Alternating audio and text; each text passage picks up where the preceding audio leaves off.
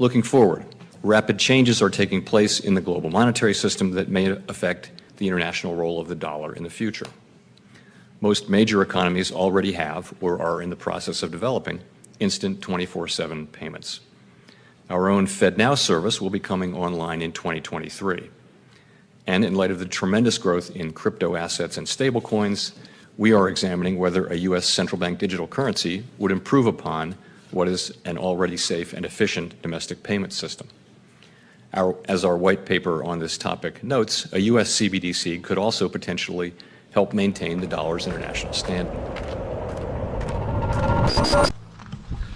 This is Dan Dix here reporting for Press for Truth, and today I'm going to cover the fall of FTX, which was once the world's second largest cryptocurrency exchange. And I'm also going to talk about how this is going to advance the future of central bank digital currencies. This, ladies and gentlemen, is a man named Sam Bankman-Fried. That's right. Bankman. He's the founder of FTX, and he also controlled a crypto hedge fund called Alameda Research, which was run by his polyamorous girlfriend, Caroline Ellison. Reportedly run by a bunch of roommates in the Bahamas who dated each other, according to the news site that helped trigger the company's sudden collapse. FTX was a Ponzi scheme where Sam used his tokens as collateral to borrow billions of actual real dollars that he couldn't pay back. People thought they were buying Bitcoin, but what they actually were buying were just IOUs. Sam figured that this would be fine, so long as everyone didn't try to cash in their IOUs all at once, and that's exactly what happened. It's really no different from a bank run, where people realize that their money isn't in there because of fiat fractional reserve lending. And this collapse is now conveniently being used as the excuse for why crypto apparently needs to be regulated. Treasury Secretary Janet Yellen says crypto must be regulated after FTX collapse. Of course, a regulated cryptocurrency market defeats the purpose and is not what is needed at all. But having said that, there were plenty of warning signs and major red flags for all of this. Like when Sam did an interview with Bloomberg, and when asked about yield farming, he accidentally described exactly how his Ponzi scheme works. A surprising amount of legitimacy for what farming could mean. You know, where'd you start? You start with a company that builds a box. And in practice, this box, they probably dress it up to look like a life-changing, world-altering protocol that's going to replace all the big banks in 38 days or whatever. Maybe for now, actually ignore what it does, or pretend it does literally nothing. It's just a box. So there's already some major red flags here, because step one is to create a box that does nothing. So step two? And then this protocol issues a token. We'll call it whatever, X token. And X token promises that anything cool that happens because of this box is gonna ultimately be usable by, governance vote of holders of the X tokens. They can vote on what to do with any proceeds or other cool things that happen from this box. And of course, so far we haven't exactly given a compelling reason for why there ever would be any proceeds from this box. But I don't know, maybe there will be. So that's sort of where you start. And now what happens? Well, X token has some market cap, right? It's probably not zero. Let's say it's, $20 million market cap. So now he's saying that step two is to make something out of nothing, exactly like what the banks do, by creating a $20 million market cap. The interviewer realizes that this is highly manipulative, so he calls him out on it, and then Sam doubles down. From first principles, it should be zero, but okay. Sure. Okay. I completely reasonable comment. That's not quite true, but when you describe it in this totally cynical way, it sounds like it should be zero, but go on. Describe it this way. You might think, for instance, that in 5 minutes with an internet connection, you could create such a box and such a token, and that it should reflect it should be worth $180 or something market cap for that effort that you put into it. In the world that we're in, if you do this, everyone's going to be like, ooh, box token. Maybe it's cool. If you buy a box token, that's going to appear on Twitter and it'll have a $20 million market cap. So he's basically saying, Okay there, Boomer. That's how things used to be done. But here in my world, where millennials run the crypto space, this is how we do it. Watch him now explain exactly how this Ponzi scheme works. And again, the interviewers call him out on it. So, you know, X tokens being given out each day. All these like sophisticated firms are like, huh, that's interesting. Like if the total amount of money in the box is $100 million, then it's going to yield $16 million this year in X tokens being given out for it. That's a 16% return. That's pretty good. We'll put a little bit more in, right? And maybe that happens until there are $200 million in the box. So, you know, sophisticated traders and or people on crypto Twitter or other sort of similar parties go and put $200 million in the box collectively, and they start getting these X tokens for it, right? And now all of a sudden everyone's like, wow, people just decide to put $200 million in the box. This is a pretty cool box, right? Like this is a valuable box, as demonstrated by all the money that people have apparently decided should be in the box. And who are we to say that they're wrong about that? Like, you know, this is, I mean, boxes can be great. Look, I love boxes as much as the next guy, right? And so what happens now, all of a sudden people are kind of recalibrating. It's like, well, $20 million, that's it? Like that market cap for this box? And it's been like 48 hours and it already has $200 million, including from like sophisticated players in it. What he just described is literally a Ponzi scheme. Now, watch how the interviewers responded to that. Like, you're just like, well, I'm in the Ponzi business and it's pretty good. At no point did any of this require any sort of like economic case. It's just like other people put money in the box, and so I'm going to too, and then it's more valuable, so I'm going to put more money in. And at no point in the cycle did it seem to like describe any sort of like economic purpose. So, what was Sam's response to this criticism? He basically just said, you guys are wrong, and you don't even know how money works anymore. So just back off, Boomer. I'm running the show now.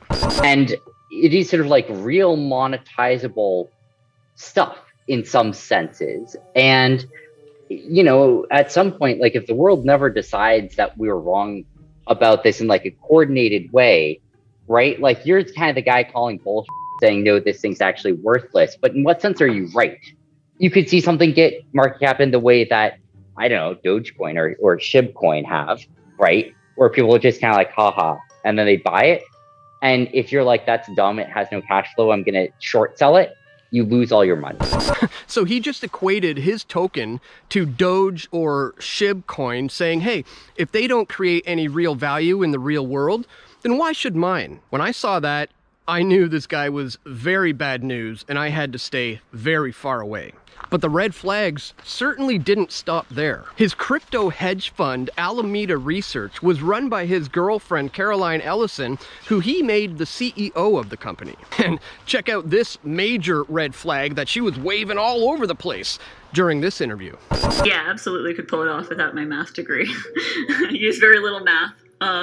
Use a lot of like elementary school math. Being comfortable with risk is very important.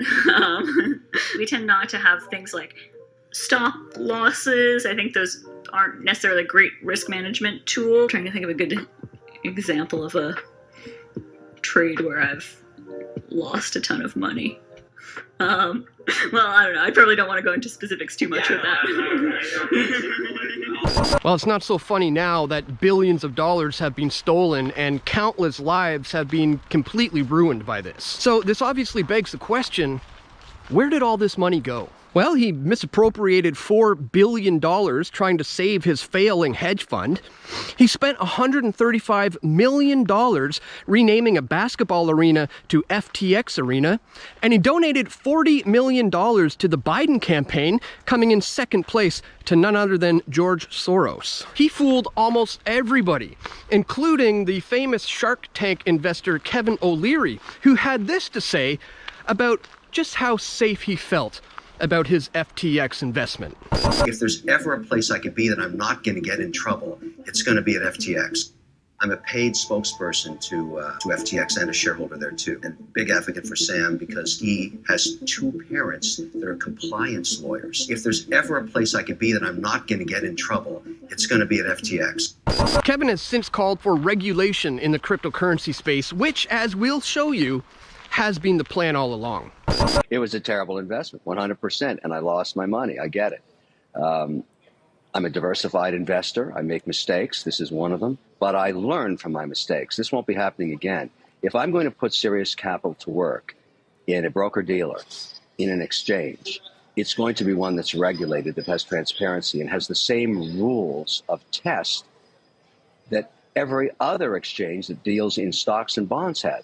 So Sam Bankman-Fried stole billions of dollars, but that's already a crime. He also spent a ton of money bribing politicians, but that is also already a crime. But they still want more regulation, and on top of that, they don't even want you to have any kind of control over your crypto whatsoever. Regulator in Canada warns crypto exchanges not to promote self-custodial wallets. Tweets from the CEOs of Coinbase and Kraken that advocated self-custody of digital assets are being looked at by the Royal Canadian Mounted Police for violating sanctions put in place to curb the trucker protests in the country, according to a report from The Logic. So they don't like what we're able to do these days, and they need to try to control it as much as possible. And here's where we enter the world of CBDCs, or central bank digital currencies. I've been warning for decades about the coming cashless society and how governments are going to use centralized digital currencies for the purposes of control. And just look at how far they've come already since the introduction of Bitcoin in 2008. This is the current state of central bank digital currencies being formed around the world in 2022. As you see here, some have already been launched, many are in the pilot programs, some are still in research, some in development, just a few that are inactive, and a couple that have been canceled. It's all happening so quick, and on top of that, the powers that ought not be are currently engineering the crash of the dollar as well. I mean, the Fed's fight against inflation is completely crashing stocks and real estate, and forecasts for a recession within 1 year have reached 100%. Millions of people have lost trillions from their retirement accounts. They've lost billions in the stock market, and they've lost millions from cryptocurrency Ponzi schemes. Most investors now are more worried about the return of their money than the return on their money. So billionaire economists are agreeing on two things here. Number one, we are heading into a very dark and unprecedented time in the near future. And number two, you need to get your hands on some gold as soon as possible. And that's why I wanted to take a quick second today, guys, to tell you about my friends at Patriot Gold Group. When you call this number on the screen during business hours, you will get connected to a free consultant, an investor's guide, who will help you set up a plan moving forward. And what these guys specialize in is IRAs and 401ks that are backed by precious metals like gold and silver. And if you already have an existing IRA, that's okay. These guys will roll it over for you, and you might even be eligible for a no fee for life IRA. Again, when you call the number on the screen during business hours, you will get connected to a real live person, not some kind of robot or AI program, but a real person who will, again, give you the best of customer service to help you set up a plan moving forward. These guys are top-notch rated, #1 Consumer Affairs Best IRA Gold Dealer 6 years in a row. Again, phenomenal customer service, guys. And the number that you see on the screen is actually a preferred number for Press for Truth viewers. So if you purchase gold or silver through them, you will also be helping me here at Press for Truth in the field of alternative media. So it's really a win-win situation for everyone, guys. So please, if you have some time, call the number on the screen or click the link in the description below to get connected to your free consulted guide at Patriot Gold Group. All right, guys, crazy times indeed. Just wanted to bring all of this to your attention. Once again, if you do appreciate my efforts to bring you this info, please share this video with your friends and family who you think need to see it the most. Don't forget to subscribe to me, whether you're watching this here on YouTube, hopefully not. Hopefully you're on some much other, better, more decentralized platforms that won't censor me, like Odyssey or BitChute or Rumble or Minds or Bastion. I'm on a bunch of them, guys. Check the links in the description below. And again, if you appreciate my efforts to bring you this info, click that thumbs up button, share this video with your friends and family who you think need to see it the most, and stay tuned. We're going to have more video reports coming soon. This is Dan Dix reporting for Press for Truth. We all want truth.